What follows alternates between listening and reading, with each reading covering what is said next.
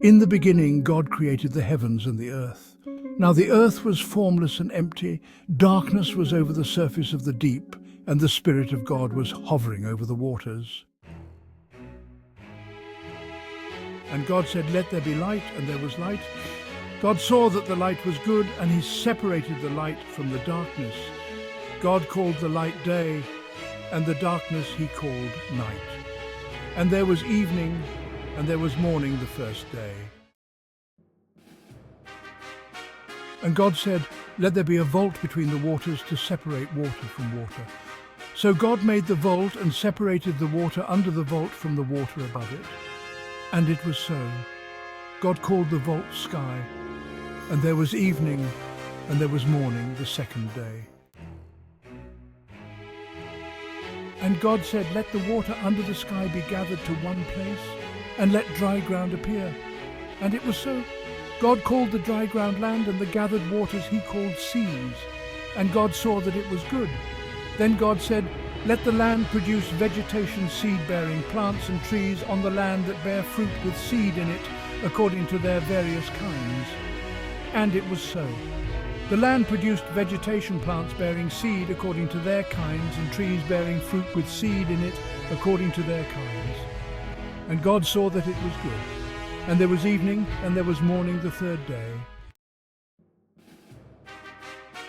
And God said, "Let there be lights in the vault of the sky to separate the day from the night, and let them serve as signs to mark sacred times and days and years, and let them be lights in the vault of the sky to give light on the earth."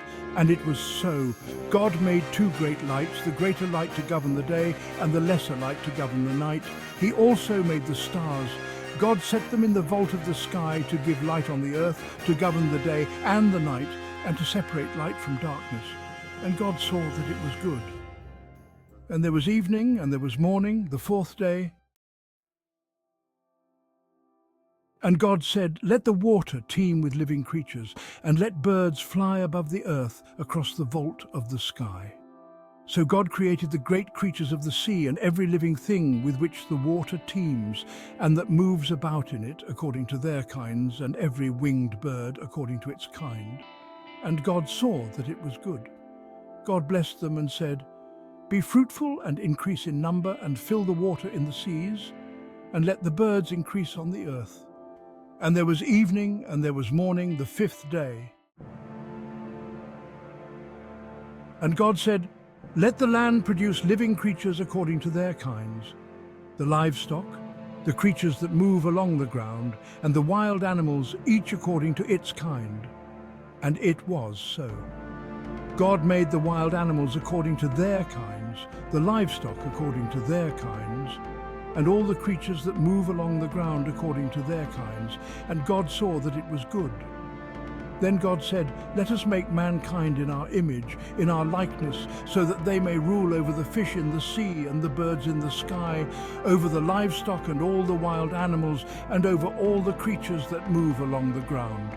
So God created mankind in his own image. In the image of God he created them. Male and female he created them. God blessed them and said to them, "Be fruitful and increase in number, fill the earth and subdue it. Rule over the fish in the sea and the birds in the sky, and over every living creature that moves on the ground." Then God said, "I give you every seed-bearing plant on the face of the whole earth, and every tree that has fruit with seed in it. They will be yours for food, and to all the beasts of the earth and all the birds in the sky and all the creatures that move along the ground, everything that has the breath of life in it, I give every green plant for food." And it was so. God saw all that he had made, and it was very good. And there was evening, and there was morning, the sixth day.